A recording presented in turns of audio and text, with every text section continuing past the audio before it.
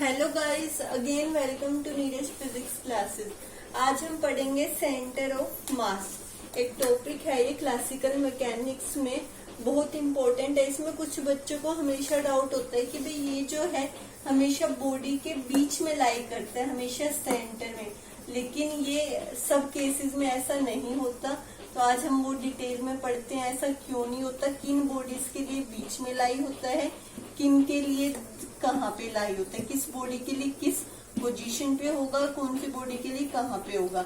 So guys, हम start करते हैं। तो स्टार्ट करने से पहले प्लीज नीचे बेल आइकन पे क्लिक कीजिए, चैनल को लाइक कीजिए, शेयर कीजिए, सब्सक्राइब कीजिए।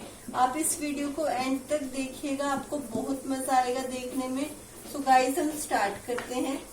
सेंटर ऑफ मास क्या होता है? Centre of mass is defined as a point, एक ऐसा पॉइंट जहाँ पे फुल बॉडी का मास कंसंट्रेट होता है, whole mass of the body is concentrated. ठीक है, centre of mass of a body is a point such that, जहाँ पे अगर हम उस पॉइंट पे फोर्स लगाते हैं, उस पॉइंट पे जो हम फोर्स लगाते हैं, sum of force applied at that point will have the same effect as a force applied at different points. जैसे ये एक बॉडी है, इसका सेंटर ऑफ मास यहाँ है, ठीक है, एंड ये बाकी मासेस हैं M1, M2, M3, ये सब मासेस है M6 तक, M1 से लेके M6 तक, और बीच में ये बॉडी है, इस बॉडी का सेंटर ऑफ मास यहाँ है। तो सेंटर ऑफ मास एक ऐसा पॉइंट होगा जहाँ पे इस फुल बॉडी का जो मास है वो इस पॉइंट पे कंसंट्रेट होगा। एंड हम इसको ऐसे भी कह सकते हैं कि भाई इस पे जो हम फोर्स अप्लाई करेंगे, इस पे जो हम फोर्स अप्लाई करेंगे एंड इन सब पे जो हम इंडिविजुअल फोर्स अप्लाई करेंगे, इन मासेस पे सेम इफेक्ट होगा। जो इस पे फोर्स अप्लाई होगी एंड इन सब पे जो फोर्स अप्लाई होगी, सबका सेम इफेक्ट होगा। ठीक है, सो ये डेफिनेशन है, अब चाहो तो इसे नोट कर सकते हो। ठीक है, अब एक पॉइंट आता है, क्वेश्चन आता है, क्या हमेशा सेंटर ऑफ मास बॉडी के सेंटर पे ही लाई होता है? Is it always lie inside? Is it always light at the centre of the body? क्या हमेशा बॉडी के सेंटर पे लाई होता है सेंटर ऑफ मास? क्या हमेशा बॉडी के सेंटर पे ही लाई होता है सेंटर ऑफ मास? ऐसा नहीं होता। जो यूनिफॉर्म बॉडीज होती हैं उसके लिए तो बीच में लाई होता है। जैसे ये यूनिफॉर्म बॉडी है, इसके लिए यहाँ लाई होगा बीच में। टोटल लेंथ L है तो ये L/2 हो जाएगा, ये L/2 हो जाएगा। तो यूनिफॉर्म बॉडीज के लिए तो बीच में लाई होगा, लेकिन नॉन यूनिफॉर्म बॉडीज के लिए कहाँ पे लाई होगा centre of mass? Non uniform bodies के लिए होगा जिस साइड ज्यादा वेट होगा उस साइड होगा सेंटर ऑफ मास। जिस साइड ज्यादा वेट होगा that side will be the center of mass. That side will be center of mass. जिस साइड बॉडी का ज्यादा वेट होगा उस साइड आपका सेंटर ऑफ मास होगा। ये हमेशा, ये नहीं होता कि भाई ये हमेशा बीच में ही होगा। यूनिफॉर्म के लिए तो बीच में हो जाएगा क्योंकि टोटल लेंथ L है तो दोनों का हाफ हाफ होगा, इसके लिए बीच में हो जाएगा। लेकिन नॉन यूनिफॉर्म के लिए बीच में नहीं होगा, उसके लिए जहाँ पे वहां पे होगा जिस साइड आपका वेट ज्यादा होगा।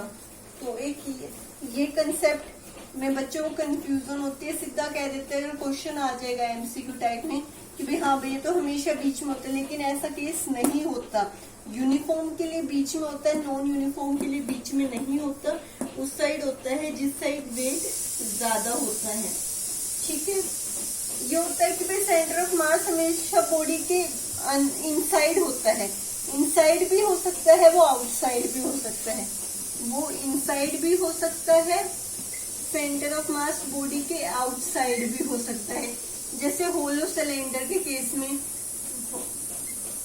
बॉडी के आउटसाइड होता है हमेशा centre of mass. Solid, fully solid substances के लिए हमेशा इनसाइड होता है। ठीक है, तो ये दो कंसेप्ट है जो कि बहुत इंपॉर्टेंट है इसमें। ठीक है, अब इसके बाद आ जाता है इसका फॉर्मूला कैसे डिराइव करते हैं। तो ये देख लीजिए,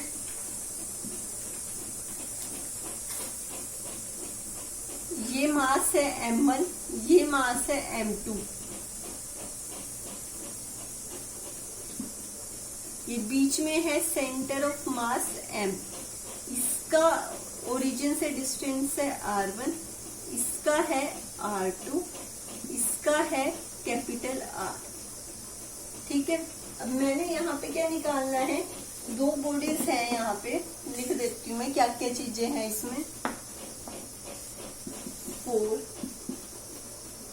2 बॉडीज, एक का मास है m1, एक का मास है m2।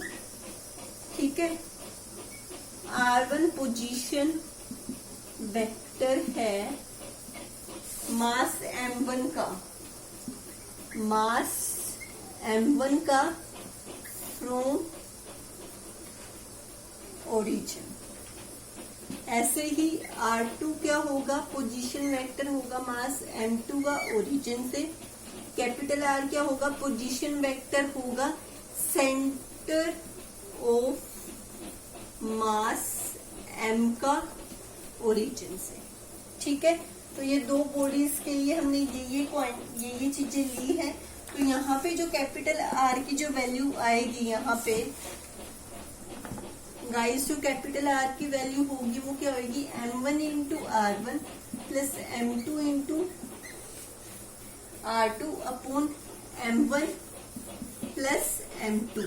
ठीक है, तो इसको मैं समेशन mi लिख सकती हूँ। i की वैल्यू यहाँ पे 1 से लेके 2 तक गई है, लेकिन 1 से लेके n तक भी जा सकती है।